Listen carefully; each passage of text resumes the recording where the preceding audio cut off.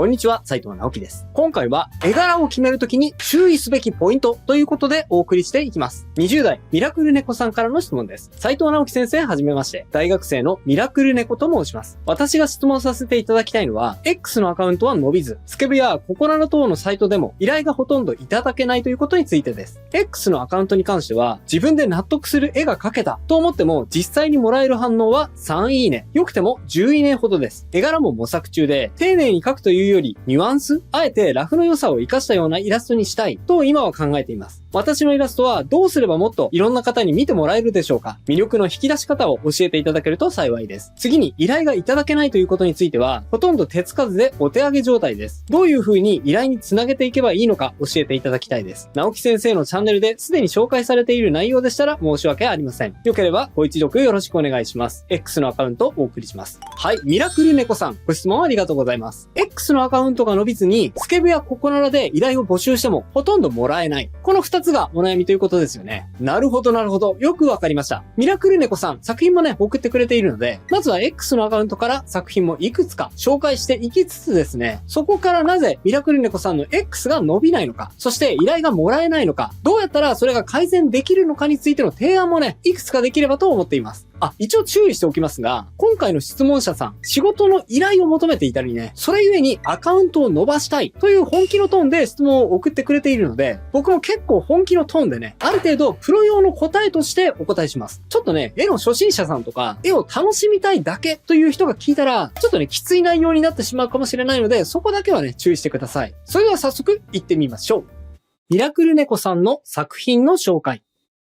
はい。まずはこちらです。ちょっとね、センシティブかな、どうだろうっていう絵もあったので、紹介できる中で一番最近の絵を紹介しています。ミラクル猫さんは、あえてラフの良さを活かしたような絵にしたいっていうことなので、ほとんどの絵にね、共通して絵がラフっぽい感じで、整いきられていないような、そういう荒々しさを残したようなタッチが特徴ですね。これは怒っている表情をしている女の子のキャラクターでしょうか。口を大きく開けつつ、怒りの表情を向けてきていますね。はい。猫っぽい口がチャームポイントです。はい。そして次のイラスト。こちらはね、俯瞰の構図。上から見下ろしたような構図になっていて、結構ね、これ描くのが難しい構図だと思うんですが、はい。頑張って描いてますね。両目の色が違う。オッドアイの女の子のイラスト。おそらくね、このイラストは、どなたかに描かせていただきましたっていうリプライを飛ばしていたので、VTuber の方のファンアートなんじゃないかと思います。さあ、そして次です。猫耳の女の子ですね。手をこう、顔に当てていて、ふーっとね、こう、ほっぺたを膨らませている女の子のイラストです。この表情はですね、とても表情が魅力的ですね。はい。今まで見た絵の中だと、僕はこのイラストが一番好きでしょうか。自分が描きたいものと、見ている人の気持ちを一番うまくリンクできているイラストだと思います。多分ね、今紹介したイラストの中で一番いいねがついてるのってこのイラストなんじゃないでしょうかね。ほら。やっぱりね、この絵が一番いいねついてますね。はい。そして最後。これは、ミクちゃんって書かれているので、初音ミクのイラストでしょうか。髪の毛がね、ちょっと青っぽいと、意外と初音ミクに見えないですね。もうちょっと緑っぽい髪色だと初音ミクになるのかな。でもね、意外とミクちゃんいろいろな髪色をしてますから、その限りではないのかもしれません。ということで、4作品ご紹介してきました。皆さんどう感じたでしょうか？この方はですね、依頼も受けたいんだけど、お手上げ状態っていうことなので、これね、かなり真剣に悩んでいる様子なので、僕もね、お茶を濁さずに、しっかりとね、真剣に答えていこうと思います。ちょっとね、言い方きつかったらごめんなさいね。ほとんどすべてのあえては、あえてじゃない。まずですね、本当に率直に、僕がミラクル猫さんの絵を見て、思った感想を言わせてもらいますね。これね、本当に身も蓋もないような言い方なので、ちょっとね、身構えて聞いてくださいね。ですね、ミラクル猫さんの絵、パッと見ですね、ただ雑なだけに見えます。はい。もうそれにつきます。雑？もうね、雑以外の感想が出てこないのが本音のところですね。もちろんね、深く見ていったら、ミラクル猫さんのいい部分はね、見えてくるんです。可愛さを表現するために、こう難しいね、俯瞰構図から描いてみるあたりとか、あとはさっきも言ったように、ほっぺたに手を当てて、その圧でね、こう、ほっぺたが上にこう、プッと持ち上がっている感じとかね、そういういい部分はあるんですが、そのいい部分を全部覆い隠してしまうぐらいの雑さがあります。ご本人がおっしゃってるようなね、ラフの良さっていうのは正直一個も感じませんでした。はい。というのも、作者のミラクル猫さんは、あえてラフの良さを活かした絵にしたいという風におっしゃっているんですが、これね、実はものすごく注意してほしいです。というのは、あえてこうしましたっていう人、実はね、すっごく多いです。すっごく多いんですが、あえてっていうのはね、それ以外のパターンすべて試してみた。本当は A 案で行こうと思っているんだけど、一応 B 案、C 案、D 案っていうオーソドックスなスタイルも試してみた。だけどやっぱり、あえて A 案で行きたいんだ。っていうのが、あえてっていう意味です。でも多分ですね、作者のミラクルネコさんは、これやってないと思います。ただ、楽な線を最後まで使えた方が楽だから、結果ね、楽して書いた絵に対して、後付けでね、あえてこうしました。って言ってるだけ。はい。違ったらごめんなさいね。でもね、多分僕が言ってること、図星だと思います。かなり丁寧にね、絵を描いてみたんだけど、いや、やっぱり楽な方がいいかなって、途中で思い直して楽に修正してみた。なんていうことないでしょ？それはですね、あえて、じゃないんです。ただそうなっちゃっただけ。雑なだけです。僕はですね、ミラクルネコさんに、あえてこういう質問を受けているので、あえてね、丁寧にミラクルネコさんの絵を見ていますが、普通の人はですね、この絵を見て一瞬でスルーしますね。特にそれ以上見たいとも思いませんし、仕事のお願いはね、しないと思います。厳しい意見ですけどね、それは受け止めてください。もっと言うとですね、僕だったら、絵の仕事はもちろんのこと、色分けのね、アシスタント的な仕事すらお願いしないと思います。いや、だって見るからにちゃんとやってくれなさそうじゃん。雑ってね、そういうことなんですよ。はい。ごめんなさいね。まずはね、ここのところをはっきりしとかないと次に進めないので、まずはね、はっきり言わせてもらいました。もしかしたらね、たまたまこの絵が雑なだけで、他の絵を見てくれたらそうじゃないことがわかるって思われるかもしれませんが、例えばね、ミラクルネコさんがラーメン屋に行った時にでも同じようなことを言えるでしょうか？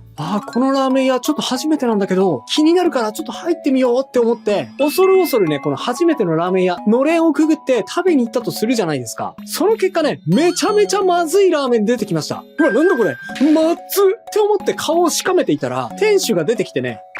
それたまたま失敗しただけなんです。明日来てみてください。もっと美味しいラーメン出しますから。とか言ってきたらどうですか？明日そのラーメン屋行きますか？多分ね、行かないんじゃないかと思います。はい。絵もね、それと同じです。特にね、駆け出しの人は、この絵はラフです。で、本人が途中の絵をまだ未完成の絵として載せたとしても、見ている人はそれが未完成の作品なのか、それとも完成図なのか判断がつきません。多くの人の目にはそれがあなたの実力だと映ってしまいますので、ここはね、特にミラクルネコさんのように仕事の依頼が欲しいっていう人は特に気にするようにしてください。何度も言いますがね、絵を楽しみたいんだっていう人はこんなこと別に気にしなくていいです。もうね、好きに描いて、わー、こうなっちゃったっていうのが絵の楽しみ方としては一番楽しいですし、僕自身ね、その描き方が一番楽しいんです。なので、今お伝えしているのは、楽しい描き方とは全く別のことを言っていると思ってください。あくまで、絵を仕事にするには、依頼をもらうにはどうすればいいのか、X のアカウントを伸ばすためには、たくさんの人に刺さるような絵作りをするにはどうすればいいのか、ということについてお伝えしています。ここだけはくれぐれもね、分けて考えてくださいね。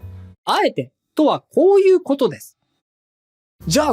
あえてってどういうことなのよって僕の話を聞いていて単純にね、思った人もいると思います。ミラクルネコさんもね、そこ気になりましたよね。なのでですね、人の絵に対してこれをするのは超めんどくさいんですが、やってみました。このイラストですね。これをもとにちょっとパターン出ししてみました。まずね、ほんと単純に、あえて楽に仕上げたいっていうことだったじゃないですか。っていうことは、その反対にね、丁寧な線っていうのがオーソドックスなスタイルとしてあるわけじゃないですか。じゃあそのオーソドックススタイルも、まずは試してみるのがいいと思うんです。ということで、はい。普通に丁寧な線が描いてみました。本当はね、デッサン的なこととか、そういうところも整えた方がいいんですが、今回は単純にね、元のイラストをなぞって清書した形です。おそらくですね、こういう丁寧な線画って、どうしても個性は出しづらいです。丁寧にね、整ってるがゆえに、作者からね、染み出してくる悪のようなものは含めにくいので、描いていて爽快感というか、カタルシスは少なめですね。それもあってね、丁寧には仕上げたくない、ラフの良さを活かしたいんだっていう気持ちはわかります。でもね、一遍こうやって描いてみると、印象としてはね、すごくはっきりしていて、見る人にとってはね、見やすい仕上がりになっているのがわかると思います。はい。丁寧にね、仕上げるオーソドックススタイルにも良さはね、あるんですよね。さて、じゃあ次に行きましょうか。もっと描くのって思った人もいるかもしれませんが、いや、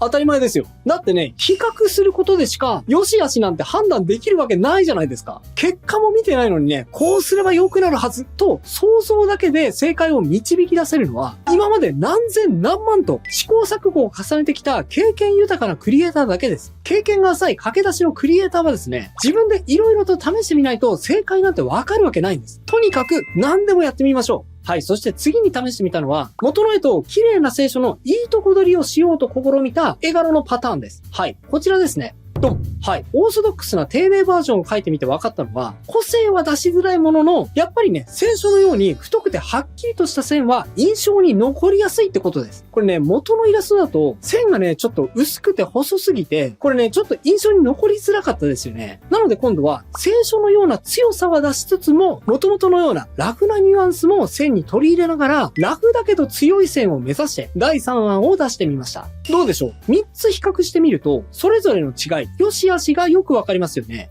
どれにしようかなって迷うところだと思います。よし、じゃあこれって決めたくなるところですが、はい、ちょっと待ってください。もうちょっと悩んでみましょうよ。今書いてみたね、3つ目の案はシャープで強い印象がありますが、でもね、女の子を描くわけですから、もうちょっと柔らかくて、ふわっとしたような優しい絵柄っていうのもありかもしれないじゃないですか。せっかくだったら試してみましょうよ。ということで4つ目の案作ってみました。どうなるでしょうか？はい、ドン。はい、今度は少し柔らかめの鉛筆のような質感の線にしつつ、線のね、角を丸めるようにところどころくるっと線を巻いたり、柔らかい優しい印象にするように描いてみました。さあ、今まで4パターンの絵柄を作ってみましたよね。並べてみましょう。はい、どうでしょう？さあ、A 案、B 案、C 案、D 案出ました。皆さんどれがお好みでしょうか？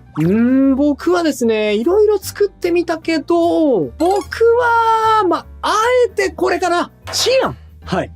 ここからはね、もう正直、好みの世界なので、どれを選んだからといって、正解、不正解、あるわけじゃありません。ですが、ここ大事です。あえてっていうのは、こういうことなんです。絵柄について悩んでいる。魅力の引き出し方がわからない。依頼がもらえずにお手上げ状態。と作者さんはおっしゃっていますが、おそらくこういう模索自体、あんまりやってないんじゃないでしょうか。これね、絶対にやってみてください。今やったのね、これ僕の模索なので、おそらく作者さん自身が今の模索の仕方やったら、また全然違う案が浮かぶはずなんです。ぜひやってみてください。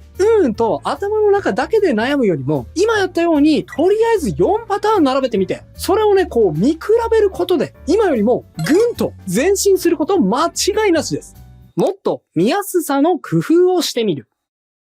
さて、今ね、線のパターン出し見てきたんですが、ちょっとここからはおまけです。今ね、色をね、ベタ塗りで固有色だけを乗せた状態なんですが、果たしてこれでいいねや仕事がもらえるでしょうか？僕はですね、まだ足りないんじゃないのかなって思います。というのは、もちろんですね、描いているテーマや構図とかにもね、よるんですが、作者さんが描いている絵って、女の子の可愛さを表現しようとした絵じゃないですか。つまり、可愛さが見ている人に伝わるかどうか。というのが、この絵の価値なわけです。でもね、ちょっとまだそれが引き出しきれているかどうか。というと、まずそこは疑問ですね。もしかしたらね、これを描いている作者自身は、いやもう可愛さが見えている。もう十分だって思うかもしれませんが、それはね、作者の頭の中には、これね、完成図がもうあるのかもしれませんが、見ている人にとっては、まだまだ設計図段階っていうことも多いんですよ。はい。描いている途中に見えちゃっています。そういう時に何をすればいいのかっていうと、色ですね。色を使って見やすくなるように、陰影などをつけてみましょう。はい。試しに描いてみました。ドドン。はい。いかがでしょうか？さっきまでの固有色が乗っかっていただけの状態に比べて、陰影をね、軽くつけたことによって、かなりね、見やすくなったのがお分かりいただけると思います。そうなんです。陰影ってですね、立体感をつけたり、なんか絵をすごく見せるためにやることっていう風に思い込んでる人多いんですが、それもね、間違いではないんですが、一番にはですね、絵を見やすくするための工夫なんです。広くですね、画面いっぱいに同じ色が乗ってるとですね、視線がね、こう、ふわーっと広がっちゃって、どこを見ていいのかいまいちわからずに、目線がね、こう、いろいろさまよっちゃうんですが、髪の毛の影をつけたり、肌色の影をつけることによって、その部分はワントーン暗くなりますから、結果的にそれ以外の明るい部分が目立って、目線が見てほしい部分にスッと誘導されます。作者さんはラフな感じの良さも活かしたいということなので、そこまで凝ったね、色使いをする必要はありませんが、最低限見やすくするための工夫をしてあげると、見る人の目に絵が止まりやすくなり、いいねが増えてアカウントも伸びやすく、結果仕事がもらえるようになるかもしれません。でもね、ちょっとフォローすると、おそらくですね、他のイラストではそういう部分、意識できている絵も部分的にはあります。えばこちらのイラストは、髪の毛の部分や目の部分は陰影があって見やすいと思います。ですがね、代わりに服にね、全然陰影が乗っていないので、全体的に黒いデザインなのも相まって、ちょっとね、この部分は見にくいですね。で、こちらのイラストは、さっきの絵とは逆に、服にはね、陰影が乗っているので、体の立体感はわかるんですが、肌や髪の毛の陰影の付け方と、ちょっとね、かなり乖離があるので、これが意図的な見え方なのかどうなのか、ちょっとね、そこが判断しにくいのがありますね。もしかしたらですね、わざとこうしているのかもしれませんが、でもね、見る人に、あ、この人はわざとこうしたんだな、というのがわからなければ、残念ながらね、途中の絵としか思われませんので、そうしたい場合にはね、工夫が必要だと思います。見にくいな、ちょっと判断しづらいなと思ったら、陰影をね、加えて、ぜひ見やすく工夫してみてくださいね。それともう一点だけ、せっかくなので指摘させていただくと、このイラストですね、僕は最初にね、怒った顔が可愛いイラストとして紹介したんですが、そもそもですね、何も言われないと、怒っている顔を描いてあるのかどうかすら、ちょっとね、わかりづらいと思うんですね。仮にですね、作者さんがこの絵の横にずっといて、この絵は怒った女の子を描いたんです。って説明し続ければ、わかると思うんですが、絵だけからはね、それがいまいち読み取りづらいのも、いいねがつきづらい原因だと思います。なので、そうですね、なんかもう一個、この人怒ってんだってわかるような記号をつけてみるといいと思いました。いろいろやり方はあると思います。例えばですね、こんな感じはどうでしょうか。はい。このように人差し指を相手に向けつつ、顔をしかめて大口を開けておくことで、この人は怒りながら何かを言い含めているようなシーンなんだな、っていうことが分かりやすくなると思います。この表情可愛いな、この顔描きたいな、というね、可愛さの表現の根本を探すことは、この作者さんはできていると思います。でもね、それを誰かに伝えようとすると、絵を描く段階になるとね、ちょっとね、それが不十分なように感じました。この顔だけを描いて見ている人に伝わるかな？何かもう一個説明をくっつけないと、ちょっと見ている人に分かりづらいんじゃないだろうか。っていうところまで考えてみてください。さあ、僕がちょっと手直しさせていただいた絵。ビフォーアフター見比べると、こんな感じです。どうでしょう？最初の絵と見比べてみると、いくらかね、丁寧に描いた絵にはなっていますが、線自体はラフに描き殴ったテイストを取り入れつつも、ミラクルネコさんがおっしゃっているような、ラフの良さを活かした絵にできているのがお分かりいただけると思います。はい。お分かりいただけましたでしょうか？今のようなステップを踏んだ絵を、あえてこうしました。と言います。めんどくさいって、人によっては思うかもしれませんが、僕がね、この絵の模索に費やした時間、時間にしたら2時間程度です。それだけでね、ここまでブラッシュアップできたわけですから、そう考えるとめちゃくちゃお得じゃありませんか？それだけで、あえてこうしたんだが手に入るんですよ。それは、あなただけの絵柄です。ぜひ今紹介したやり方、試してみてくださいね。きっと劇的に絵がわかりやすくなって、いいねの数も増えるんじゃないかと思います。事実ね、部分的にできていた、この絵はね、この子のポーズと表情が噛み合っているので、いいね数が結果的に一番伸びていたと思います。ミラクルネコさんは表現の根本的なセンス、すごく持っている方だと思いますので、ぜひね、それを見ている人にどうやったら伝わりやすくできるのか考えながら、絵柄、そして塗り、考えてみてくださいね。応援しています。頑張ってください。お知らせです。角川より絵心ゼロから始めるイラストドリル発売です。タイトル通りこの本はもう完全にゼロから1からお絵描きを始めたい。もう今から何もないところから積み上げていきたいんだっていう人に向けた本です。今回はめちゃくちゃ初心者の方から参考にできるようにかなりね、初歩的なところから手取り足取り学べる内容になっております。例えばもう初歩の初歩、姿勢やペンの持ち方の話だったり、デジタルだったら液タブがいいの、それとも板タブがいいのなんていう絵を描く前の準備段階の話から、線画に入る前のラフの描き方、絶対にいい絵にするために大事なラフの進め方、コツの話だったり、綺麗な線画を描くためのコツはもちろんのこと、なかなかうまく線画が描けないという人に向けての具体的な練習方法までかなり詳しくまとめています。さらにもう一歩進んで、顔のバランスの整え方、表情で感情を表現するやり方、男女の違いをどうやって描き分けるなど、キャラの細部の書き込みの話、そしてさらに服のシワを自然に描くコツ、パースを使って迫力を出す方法、効果的な色選びや絵の存在感を出すためのシャドウとシェードの違いの話などなど、疲れた。ごめんなさい。もうね、かなり段階的に、網羅的に、事細かに説明したので、もう全部を全部紹介はできないんですが、改めてゼロから学び直したい、ここから始めたいという方にとっては、うってつけの内容になっております。興味が出たよという方はですね、動画下の概要欄の URL より、ぜひぜひチェックしてみてくださいね。